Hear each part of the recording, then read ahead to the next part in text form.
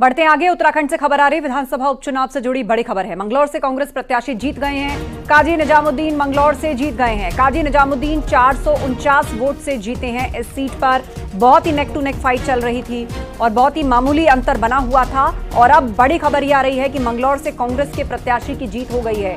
काजी निजामुद्दीन ने बीजेपी प्रत्याशी को हरा दिया है और मंगलौर उपचुनाव जीत लिया है। काजी निजामुद्दीन कुल 449 वोट से जीते हैं।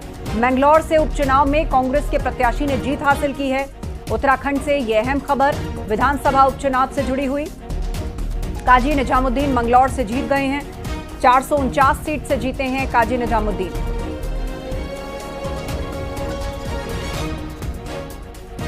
तो उत्तराखंड विधानसभा उपचुनाव से जुड़ी हुई ये बड़ी अपडेट आपके सामने।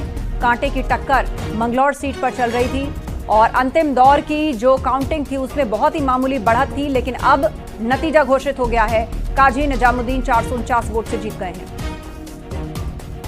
पुलकित शुक्ला से अपडेट लेते हैं। पुलकित, आखिरकार कांग्रेस के काजी निजामुद्दीन ने बाजी मार ली। अंतर बहुत मामूली है लेकिन जीत गए हैं, बीजेपी प्रत्याशी को हरा दिया है। जी बिल्कुल, देखिए इस जीत का अंतर जरूर बहुत मामूली है लेकिन कांग्रेस के लिए जीत बहुत बड़ी है, क्योंकि इस समय जो प्रदेश में भाजपा की सरकार है और कांग्रेस यहाँ पर विपक्ष में है। लेकिन हरिद्वार जिले में जो है कांग्रेस अभी तक बेहतर स्थिति में थी और ये एक और सीट मिल जाने से, जो कि पहले कांग्रेस की सीट थी, 2022 में कांग्रेस मामूली अंतर से हार गई थी और इस सीट को गंवा दिया था। तो एक बार उपचुनाव के माध्यम से एक बार फिर से इस सीट को पा लिया है। और एक जो दिलचस्प बात है ये है कि जो काजी जब हारे थे 2022 के चुनाव में, तो इसी लगभग इतने ही वोटों के अंतर से, 450 वोटों से अभी वो जीते हैं। तो इतने ही कम वोटों के अंतर से वो हारे थे और इतने ही वोटों से वो जो है जीते हुए अभी बताए जा रहे हैं। 10 राउंड की जो काउंटिंग है वो पूरी हो गई है और उसके अनुसार 449 वोटों से काजी जीत गए हैं। हालांकि इसमें पोस्टल बैलेट के जो वोट हैं वो इसमें जुड़े हुए नहीं है। उनको जोड़ने के बाद जो ये जीत है उनकी वो 450 से अधिक हो जाएगी। तो कम अंतर से जीते हैं, लेकिन कांग्रेस के जो नेता हैं वो जीत गए हैं और एक ये सीट जो है फिर कांग्रेस की झोली में आ गई है। हरिद्वार जिले की कुल 11 विधानसभाओं में अभी तक 5 कांग्रेस के पास थी और ये 6ठी सीट है। अब कांग्रेस जो है हरिद्वार जिले में बहुमत में आ गई है और ये कारण है कि कांग्रेस के जो कार्यकर्ता हैं उनमें बहुत ज्यादा उत्साह इस वक्त देखा जा रहा है। जिला कलेक्ट्रेट परिसर में जहां पर काउंटिंग सेंटर बनाया गया है उसके बाहर सैकड़ों की तादाद में कांग्रेस के कार्यकर्ता, बड़े नेता यहां पर जमा हैं और सब जोर से नारेबाजी कर रहे हैं, जिंदाबाद के नारे लगा रहे हैं और बहुत ज्यादा उत्साह नजर आ रहा है।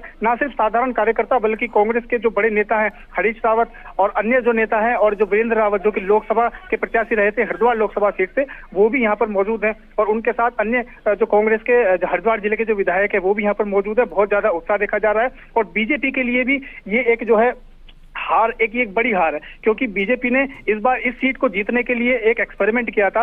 बाहर से एक कैंडिडेट को लेकर लाई थी भाजपा संगठन और यहाँ पर उनको चुनाव लड़ाया गया था और जो कैंडिडेट थे वो भी काफी हैवीवेट कैंडिडेट थे, जो कि हरियाणा में मंत्री रह चुके हैं, यूपी में भी विधायक रह चुके हैं, बड़े कारोबारी हैं, गुज्जर नेता हैं। यहाँ पर उनको लाया गया था और बहुत जोर शोर से उनको यहाँ पर चुनाव लड़ाया गया। बड़ी रैलियां हुई हैं, बड़े रोड शो हुए यहाँ पर और जो बड़े बड़े भाजपा के स्टार प्रचारक हैं उन्होंने आकर यहाँ पर जो है भाजपा कैंडिडेट के लिए प्रचार किया। मुख्यमंत्री पुष्कर सिंह धामी ने खुद वहां पर पहुंचकर प्रचार किया था। उसके अलावा केंद्रीय मंत्री आए थे करतार सिंह भड़ाना के प्रचार के लिए, हरिद्वार के सांसद ने उनके लिए प्रचार किया था। तो बीजेपी का जो भी तरीका है पूरे तामझाम के साथ चुनाव लड़ने का, उस तरीके से ये उपचुनाव लड़ा गया था, लेकिन अंततः बीजेपी को इसमें जीत नहीं मिल सकी है। इसका एक तीसरा एंगल बसपा के लिहाज से भी है। बसपा के लिहाज से ये जो नतीजे हैं ये भी बहुत ज्यादा महत्वपूर्ण है, क्योंकि बसपा सब जानते हैं कि इस समय बसपा एक समय में जो सत्ता में रहने वाली पार्टी थी वो अपने अस्तित्व से जूझ रही है। उत्तर प्रदेश में 2022 के विधानसभा चुनावों के बाद बसपा को महज एक सीट मिली थी, लेकिन उस समय उसके लिए राहत की बात थी। कम से कम उत्तराखंड जैसे छोटे राज्य में बसपा को 2 सीटें मिली थी हरिद्वार जिले में। बिल्कुल, तो कुल मिला के मामूली अंतर से भले ही जीते, लेकिन परसेप्शन के लिहाज से कांग्रेस के लिए ये एक बड़ी जीत है। शुक्रिया अपडेट के लिए पुलकित।